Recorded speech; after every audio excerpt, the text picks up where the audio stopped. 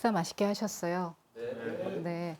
제가 오늘 저를 처음 뵙는 분도 계시고 하는데 제 소개를 잠깐 먼저 하도록 하겠습니다. 저는 국제심성개발연구협회 대표를 맡고 있는 무해 이남국입니다. 지금 공부하시는 과정들이 다 다르시기도 하고 그렇긴 하지만 그래도 공통적으로 우리가 이제 알 수 있는 거를 제가 오늘 잠시 한번 해보려고 합니다. 제가 오늘 말씀드릴 거는 공감이라는 거에 대해서 한번 말씀을 해보려고 그래요. 만약에 우리가 언어라는 게 없었더라면은 소통하기가 훨씬 쉬웠을까요? 어려웠을까요? 어려웠을 것 같죠. 저는 개인적으로 이렇게 생각을 해봐요. 만약에 언어가 없었더라면 사람을 알기가 훨씬 더 쉬웠을 것 같은 생각이 들어요. 그게 어디에서 나오냐면 언어가 있음으로써 우리는 소리를 들어버리기 시작을 한 거예요. 그러니까 귀가 막히기 시작을 한 거예요. 언어 때문에. 우리가 사물을 바라봄과 동시에 상에 갇혀버리는 거랑 똑같은 거예요. 그래서 진짜로 상대를 알고 싶으면 귀를 닫아버려야 돼요. 보는 거를 넘어가야 되고 들리는 소리를 넘어가 버려야 돼요. 예를 들어 제가 늘 자주 얘기하지만 제가 아이한테 나 너 정말 미워 이렇게 말하는 거는 미운 게 아니잖아요. 네가 지금 이렇게 해서 나는 서운해. 나는 네가 이렇게 해주기를 바래. 난 너를 너무 사랑하기 때문에 이 말이 나는 네가 정말 미워 이렇게 말하잖아요. 이놈의 자식 너 이따위로 해서 뭐 할 거야? 뭐 이렇게 어른들이 막 소리 지르잖아요. 너 이래서 평생 빌어먹고 살래? 그러면 막 순간 화가 나요. 빌어먹고 살으라고 나보고 이제 말싸움이 되잖아요. 만약에 언어가 없었더라면 귀를 기울일 것 같아요. 상대한테. 저 사람이 나한테 전하고자 하는 말이 뭐지? 답답하잖아요. 나는 일단은 뭔가 알아야 되는데 알 길이 없거든.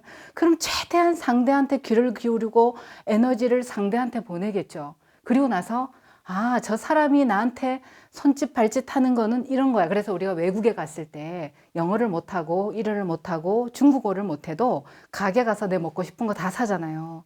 그리고 빠빠이 인사 다 하거든요. 결국은 말은 안 해도 이렇게 하면 고맙다는 인사구나. 이걸 알잖아요. 근데 예를 들어서 이 똑같은 고마움도 고마워요. 이러고 가면 전 뭐야 저거. 이렇게 되는 거죠. 그래서 어쩌면 언어가 없었더라면 우리는 소통하기가 더 좋았을 수 있다는 거예요. 상대를 이해하려고 하는 이 공감의 능력이 상당히 높을 수가 있어요. 근데 이 공감의 능력은 뭐와 직결된 거냐면 포유류들이 사실은 공감하는 능력이 다른 파충류나 이런 그 동물보다 굉장히 뛰어나요. 포유류들은 새끼를 낳고 이 돌보는 과정이 있잖아요. 무리를 짓고 고양이나 가축들을 보면 그렇고. 그런데 이 뱀이나 이런 그 동물들은 거의 공감대가 없어요. 이 말은 뭐냐면 공감 능력이 뛰어날수록 의식의 확장이 크다라는 이야기를 하는 거예요. 그 말은 내가 아까 말씀드린 것처럼 여러분들이 진화를 거듭해 오면서 공감의 확장의 능력은 상당히 높아져요. 신이라는 것 속으로 들어가면 능히 말을 하지 않아도 말을 알아들을 수 있고 하는 그런 경계까지 가게 돼요. 우리가 수행을 하다가 보면 수행이 깊어지잖아요. 상대가 말 안 해도 상대의 마음을 알게 돼요. 그거는 알아야지 하는 순간 내 마음이 이미 한번 욕심이 생겨서 가려져서 보이지가 않아요. 알아야지라는 마음도 없을 때 그대로 내가 그대로 놓여 있으면 의식의 상태가 큰 상태로 그러면 상대가 어떤 마음으로 어떤 거를 원하고 어떻게 있구나 이제 이거를 알게 되는 거예요. 그래서 같이 하나가 될 수 있는 이 생명의 공간 속으로 들어오게 되거든요. 그래서 우리가 그것 때문에 노천 교육원의 기초 과정이 거기서부터 비롯이 되잖아요. 기초 과정 속에서 보면 공감을 하려면 먼저 어디에 귀를 기울이라고 하냐면 나 자신한테 귀를 기울이라고 해요. 나를 좀 더 객관적으로 봐서 나를 지금의 현재 나 그대로만 보지 말고 어릴 때 가시나무새 노래처럼 내 안에 수많은 내가 있을 수 있으니 그 수많은 나는 여러 개를 포함하고 있어요. 이 원 안에 이것이 현재 내 몸이라면 몸 안에 나의 마음이라는 거는 있잖아요. 나의 마음이라는 거는 수많은 마음을 가지고 있어요. 요 수많은 나라고 하는 건 때로는 끊임없이 관대한 나, 때로는 너무도 비좁고 속 좁은 나, 때로는 너무 포악한 나, 때로는 너무 박애가 넘치는 나, 이 수없는 나가 있는데 이 수없는 나를 바라봐야 돼요. 이 나는 왜 형성이 됐으며, 이 나는 왜 만들어졌고, 이 나는 왜 포악해졌고, 이 나는 왜 관대해졌는지 먼저 그 원인을 알고 나서 그러면 이 나를 어떻게 하면 큰 하나의 마음 안으로 얘를 귀속시킬까? 이렇게 하면 이게 사라지는데, 지금 우리가 세상살이를 할 때, 사람들은 수행을 할 때나 공부를 할 때 어떻게 하시냐면 이 큰 나를 이 협소한 자기 자신 안에 거꾸로 집어서 요 안에서 자기를 만드는 거예요.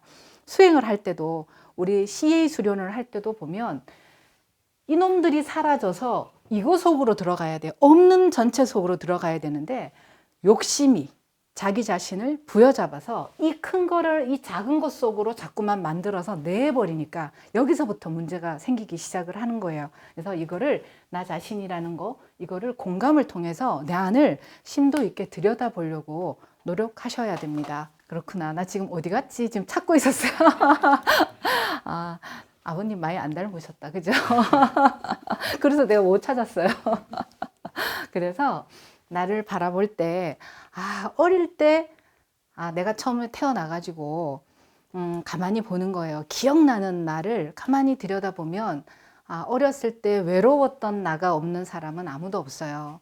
다 어렸을 때 외로웠고, 어렸을 때 서러웠던 나도 다 있어요. 어렸을 때를 들여다보면, 모든 사람은 자기 상처를 감추기 바빠요. 포장하기 바쁘고 감추기를 바빠요. 그래서 내가 아니야 하고 해맑게 웃거나, 아니면 과하게 그거를 포장하기 위해서 행동하거나, 아니면 그 지나왔던 과거가 너무 지긋해서 그 반대적인 삶을 살려고 한다거나, 이런 삶을 주로 살거든요. 근데 다 들여다보면 다 상처가 짙어요. 오히려 서로 상처를 뒤집어서 서로 얘기하는 게 자연스러운 삶이라면 정말 사람들한테는 자존감이 약하다, 자존심이 강하다, 이런 말들이 어쩌면 필요가 없을 것 같아요. 모두를 들여다보면 모두 속에는 너무도 강한 상처 속에 우리는 다 있습니다. 그래서 나를 보면 그때 너 참 많이 외로웠구나. 누가 나를 공감해 주냐면 그나마 지금까지 살아온 내가 아직까지 나라고 어린 시절 외로움에 있는 그때 나를 한번 공감해 주고 인정해 줘야 돼요. 그러다 보면 이게 서서히 사라지게 돼요. 작은 내가 사라지고 어느 순간 의식이 큰 내가 나 자신을 공감하고 있어요. 이게 의식이 커지는 확장이라고 여러분들이 보시면 될 것 같습니다. 여러분, 선사님이 늘 하시는 말씀이에요. 삶이 죽음보다 삶이 더 커요. 왜냐하면 여러분들 어머니가 계시고 아버님이 계시는데 지금 이 순간 지금 기약할 수 없을 정도로 생을 마감할 때가 지금 다가왔어요. 근데 병원에서는 임종을 준비하십시오, 이렇게 말을 해요. 근데 오늘이 마침 월요일이에요. 그러면 여러분들은 어떻게 해야 될까요? 병원에 계속, 일단은 임종은 다가왔지만 시간을 딱 병원에서 잘라가지고 이틀이다 그러면 이틀 동안 기다리겠는데, 근데 그게 아니잖아요. 그럼 여러분들은 나름 자기 일을 하러 또 직장을 나가야 되잖아요. 그죠? 안 나가고 생을 거기 또 붙잡고 마냥 있을 수는 없단 말이에요. 그러면 직장을 또 나가게 돼요. 그런 거 보면 죽음보다는 우리에게는 삶이 먼저예요. 삶이 먼저기 때문에 이 삶을 여러분들이 살아가기 위해서는 반드시 먼저 자기 자신 있잖아요. 자기 자신을 아셔야 돼요. 아는 거에서부터 출발해야 되고, 알고 난 이후에는 내가 어떻게 살 것인가, 그래서 의식을 자꾸 키울 필요가 있어요. 이번에 우리가 마크 저커버그가 사회적인 어떤 그 기업이 문제를 일으키게 됐잖아요. 제가 우스갯소리로 차 먹으면서 이런 얘기를 하게 됐어요. 마크 저커버그가 미국에서 그런 그 이슈 속에 있다가 그 사람이 예를 들어 쫄딱 망했어요. 돈이 가진 게 하나도 없어요. 그래서 이 사람이 대한민국에 와서 이 함양이라는 땅에 왔어요. 겨우 이제 집을 빌려서 한 달에 20만 원 정도 주는 돈을 갖고 이제 생활을 해요. 그러면 그 사람이 한 달 안에 이 함양에서 이 사람이 완전하게 자리를 잡을 수 있을까요? 없을까요? 내 생각에는 갑부도 될 수 있을 것 같아요. 함양 읍내에서. 그죠? 그건 어디에서 차이가 나냐면 의식의 차이예요. 이미 그 큰 거를 움직였던 사람들은 작은 게 한 번에 보이는데 우리는 너무 작은 자기 자신을 해결하지 못하다 보니까 작은 자기 이 그림에 항상 여기 연연해 하는 거예요. 큰 그림을 보면 작은 게 그냥 보이는데 늘 자기 자신의 작은 감정에 휩싸여 있다 보니까 이 큰 그림이 보이지 않는 거예요. 그러니까 선사님이 할 수 있다, 해라, 된다 해도 늘 의심만 해요. 안 되는데 저거 저렇게 해서 이렇게 계산을 해봐도 안 되는 거예요. 선사님은 된다 해요. 이 의식의 차이는 이렇게 크게 차이가 나는 거예요. 그래서 우리 며칠 전에도 그 동탄에 갔다 왔지만은 정말 얼마나 자부심 있어요. 합동조합에서 아까 제가 삶과 생과 죽음을 말씀을 드렸지만 모든 수행에서 보면 수행이 지금 강조하고 있는 게 자꾸만 그 삶과 죽음이 있다면 죽음이라는 거에 더 비중을 둔다는 거예요. 삶의 비중을 안 들고. 왜냐하면 자꾸만 수행을 할 때 마음이 고요해야 한다. 수행자는 뭐 무력이 없어야 한다. 뭐 등등 있잖아요. 인자해야 한다. 수행자는 복장이 이렇게 브로치를 달면 안 된다. 이렇게 상으로 자꾸 만들어놔서 이 공상태를 만드는 거예요. 사람이 의식이 탁 하고 바깥으로 나와서 열심히 살아서 돈을 벌어서 그 살아있는 이 세상의 물질 세상을 움직여서 가는 게 살아있는 수행인데 그게 아니라 자꾸만 모든 거를 정리하고 산으로 가고 마치 공허 앉아가지고 마음이 고요해야 한다라는 이런 것 쪽으로 자꾸만 빠져 흘러가고 있단 말이에요. 그래서 여러분들이 진짜 수행을 하는 건 살아있는 거예요. 하루를 살 때 치열하게 살아가는 거. 그리고 치열함 속에 그 하루 삶 속에 여러분들 스스로가 그 안에 갇히는 게 아니라 갇히지 않고 삶을 돌아볼 줄 알고 자기를 바라볼 줄 알 때 그것이 수행이라 할 수 있어요. 또 제가 이렇게 얘기한다 해서 그래 사람은 잘 살면 돼 하고 자기 욕망과 합의를 해가지고 또 그 속에서 살아가는 게 도라고 생각하시면 안 됩니다. 그거하고는 또 다른 개념이라고 보시면 될 것 같습니다. 자, 그래서 제가 설명을 자주 하는 거 하나 다시 말씀을 드릴게요. 요 마음이랑 연관을 지어가지고 제가 표현을 잘하는 게 하나가 있어요. 빨랫줄 이야기를 제가 잘 하는데, 자, 빨랫줄에 하루는 양말이 걸렸고요. 빨랫줄에 하루는 양복이 걸리고, 한복이 걸리고, 자, 빨랫줄에 가방이 걸리고. 이게 우리가 물질 세상이라고 바라볼게요. 조건이 되어서 의식이라는 이 에너지가 조건이 되면은 양말이 될 수도 있는 거예요. 조건에 의해서 내가 사람으로도 나올 수 있고 내가 의식이 정말 그 공감할 수 없고 타인의 고통이 나한테 전달되지도 않고 뭐 예를 들어 나만을 위한 어떤 집착된 삶을 산다면 조건에 의해서 물질로 나올 때 뭐 때로는 불교에서 말했던 윤회설에 뭐 짐승으로도 나올 수 있고 그러면은 요게 조건에 의해서 물질이 될 때는 모양이 뭐 양말의 모양을 할 수도 있어요. 근데 요것이 다 돼서 가버리고 나면 자, 그 다음 생에서 내가 이게 변함이 없다면 요 의식이 현재 진화되지 않은 상태라면 그러면 다음 생에서도 똑같은 물질 중에 나랑 조건이 맞는 양복으로도 나올 수 있어요. 근데 이게 이렇게 되면 다행인데 이렇게 되지 않아요. 양말에서 자, 양복으로 올 때요. 뭐를 갖고 오느냐면 습관을 가지고 와요. 여기에서. 그러니까 어중간해지는 거예요. 습관이 양말의 습관이 그대로 양복에 남아가지고 양복도 되지 않고 양말도 되지 않는 희한한 그런 것들을 계속 내재돼서 가지고 윤회를 하게 돼요.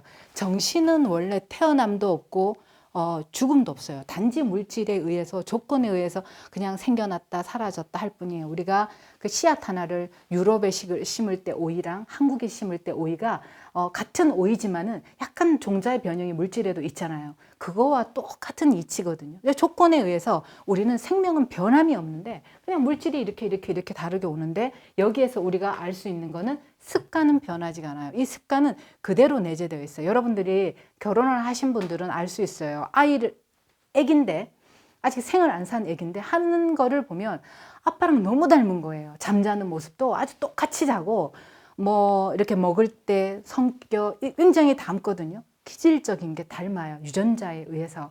그래서 습관이기 때문에 부모는 내가 선택해서 오는 거지 부모가 나를 당겨서 오는 거는 아니에요. 그래서 내가 때로는 내 어머니, 내 아버지가 마음에 들지 않지만 그거는 내 습관이 그분과 너무도 비슷하기 때문에 스스로 조건에 의해서 온 이런 윤회설을 여러분들이 생각하시면 될 것 같아서 이 습관을 어떻게 바꿀 것이냐면 이렇게 보시면 돼요.